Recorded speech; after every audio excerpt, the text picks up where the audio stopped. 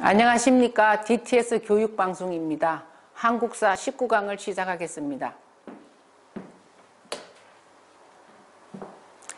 1. 이승만 정부와 4.19 혁명입니다. 이승만 정부의 장기 집권을 위한 개헌입니다. 우리나라의 최초의 정부였던 이승만 정부는 장기 집권을 위하여 헌법을 개정하게 됩니다. 먼저 1952년에 발췌 개헌을 하게 되는데요. 대통령 간선제로 당선된 이승만은 자기 세력들이 많이 없자 대통령 직선제로 헌법을 개정하게 됩니다. 이 발췌 개헌을 통하여 이승만은 2대 대통령에 또다시 당선이 되었습니다. 이승만 대통령은 2대 대통령을 하고 또 욕심을 부리게 되죠. 그래서 헌법을 개정하게 됩니다. 4.4 개헌이라고 해서 초대 대통령은 삼선 금지 조항을 삭제한다는 얘기입니다. 3번 해도 괜찮다는 얘기죠. 자, 이 4.4 개헌에 다시 이승만 대통령이 당선되게 되었습니다. 자, 이 4.19 혁명입니다. 4.19 혁명은 3.15 부정선거로 시위가 전국적으로 확산이 되었습니다. 이 3.15 부정선거로 학생과 대학 교수들이 성명을 발표하고 시위가 전국으로 확산되자 이승만은 하야를 하고 자유당 정권이 무너지게 되었습니다. 이 4.19 혁명으로 독재 정권이 무너졌기 때문에 독재 정권을 무너뜨린 민주주의 혁명이라고 합니다.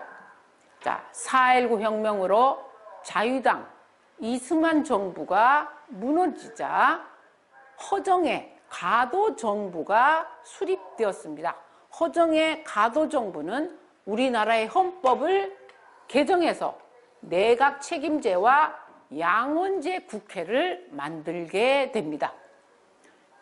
내각 책임제와 양원제 헌법 개정에 따라서 우리나라의 윤보선 대통령이 당선되었고 장면이 국무총리로 선출이 되었습니다.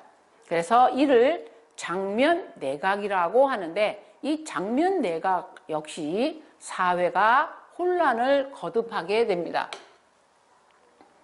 자, 이런 혼란한 상황 속에서 5.16 군사정변이 일어나게 되는데 1961년 5.16 군사정변을 통하여 장면 내각을 붕괴를 시킵니다. 5.16 군사정변은 박정희를 비롯한 군인들이 권력을 장악을 하게 된 것이죠. 5.16 군사정변으로 권력을 장악한 박정희를 비롯한 군인들은 다시 헌법을 개정하게 됩니다. 내각 책임제에서 대통령 중심제로 양원제에서 단원제 국회로 헌법을 개정하고 이 헌법에 따라서 박정희가 군인이 아니라 1963년에 대통령으로 당선이 되었습니다. 박정희 정부는 어떤 정책을 폈느냐? 한일 협정을 체결하게 됩니다. 그리고 베트남 파병을 하게 되는데요.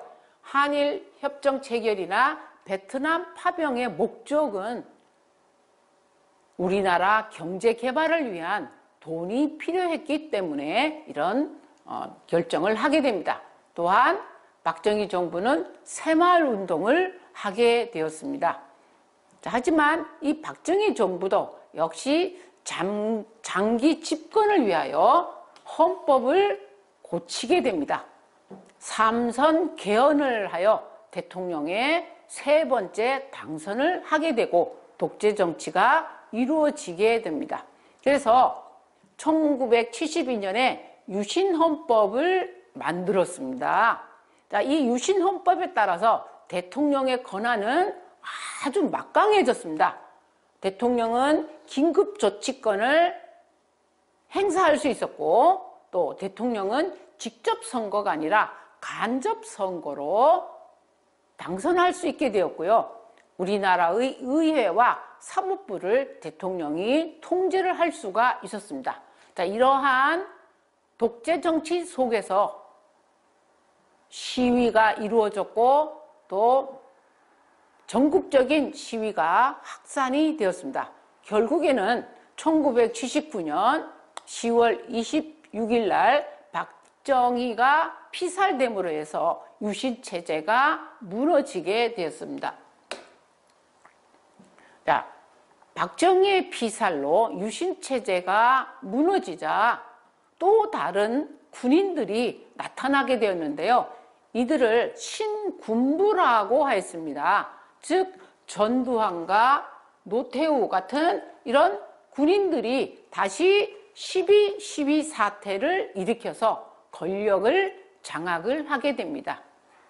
박정희의 독재 정치로 민주정치를 꿈꾸던 국민들이 다시 전두환과 노태우 같은 군인들에 의하여 정권을 빼앗기게 되자 당시 우리나라에서는 신군부 퇴진, 또 유신헌법 철폐 등을 주장하면서 시위를 벌이게 되는데요. 이를 소울의 봄이라고 합니다. 자, 이러한 소울의 봄을 짓밟고 1980년 5.18 민주화 운동이 일어나게 되는데요. 5.18 민주화 운동은 광주에서부터 시작이 되었습니다.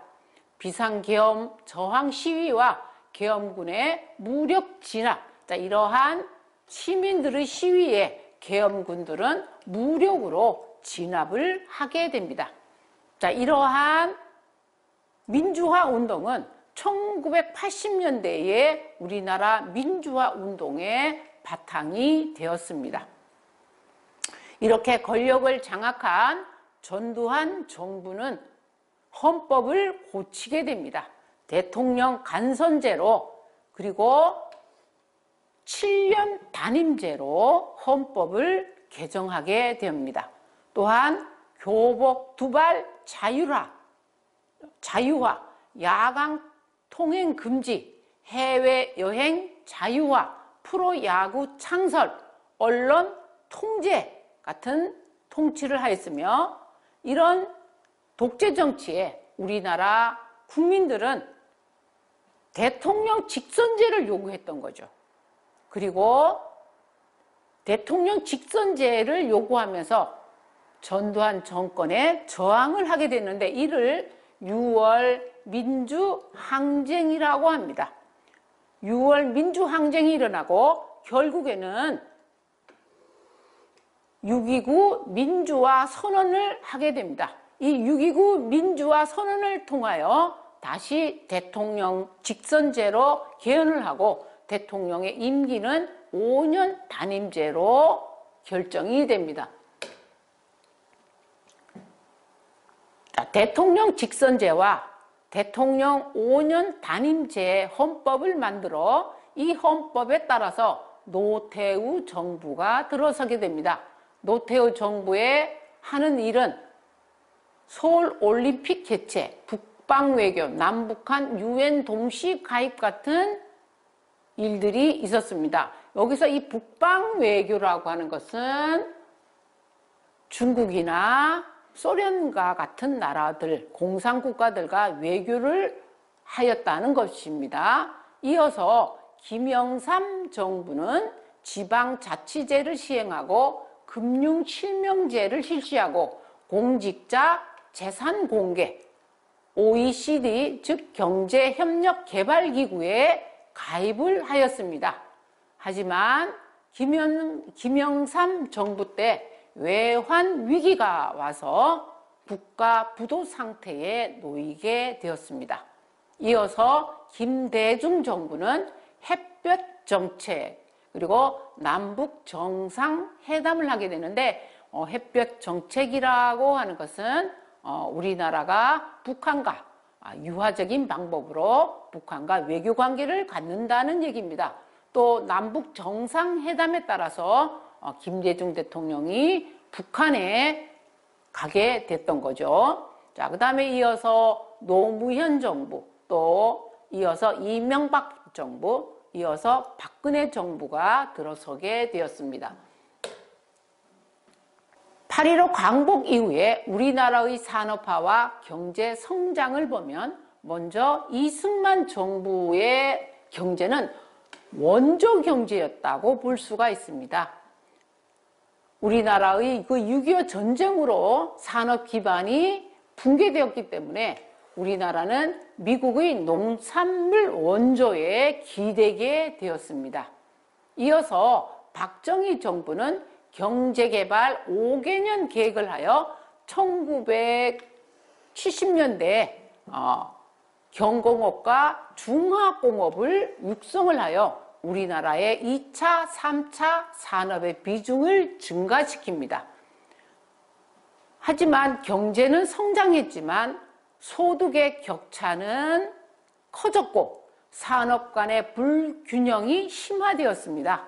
즉 농업과 공업의 불균형이 커졌다는 얘기입니다. 또한 재벌 중심의 자본이 성장을 하게 되었습니다. 1980년대 이후에는 우리나라의 경제가 좀 좋아졌죠. 3조 호황을 맞게 되는데요. 세계적으로 석유 가격이 낮고 또 달러가 가격이 낮고 금리가 낮아서 우리나라가 3조의 호황을 누렸습니다.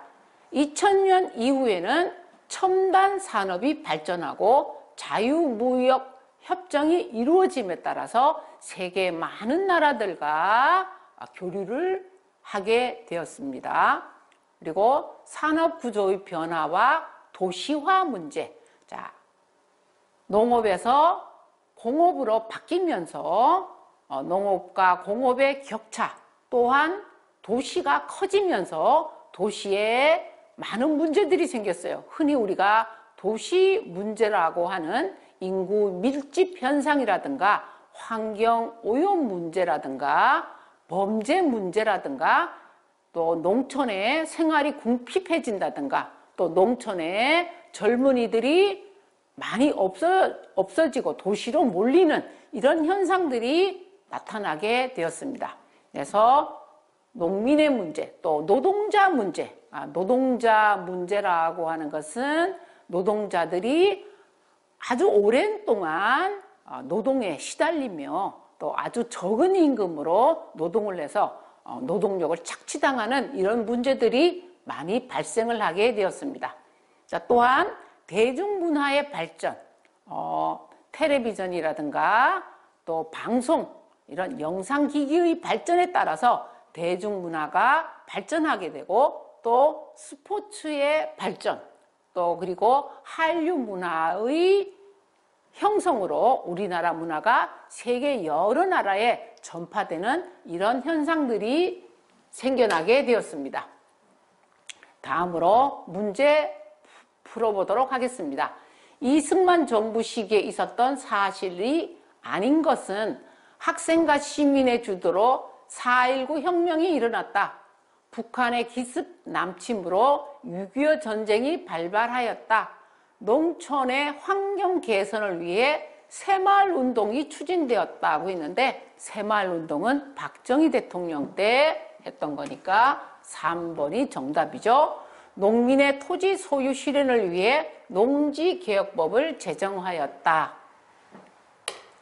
자, 2번 다음 내용과 관련 있는 사건은 배경은 이승만 정부의 독재정치 3.15 부정선거이다.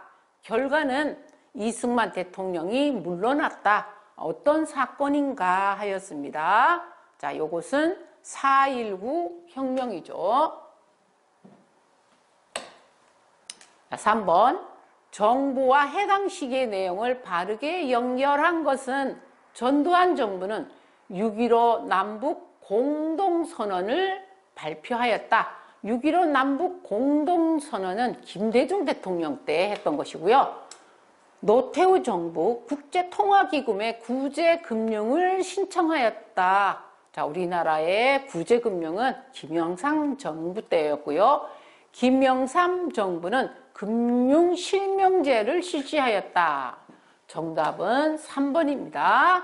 김대중 정부는 경제개발협력기구에 가입하였다. 요것도 김영삼 대통령 때 일이었죠. 자, 다음 4번. 가에 해당하는 사건은 자, 무엇이 일어나다 4.13 호헌 조치가 발표되었고 호헌 철폐, 독재 타도를 주장하는 민주화 시위가 전개되어서 결과 6.29 민주화 선언으로 대통령 직선제를 수용하게 되었다고 했습니다. 자, 어떤 사건이냐라고 했는데 바로 6월 민주항쟁입니다. 6월 민주항쟁으로 대통령 직선제와 대통령 5년 단임제를 실시하게 되었습니다. 한국사 19강을 마치겠습니다.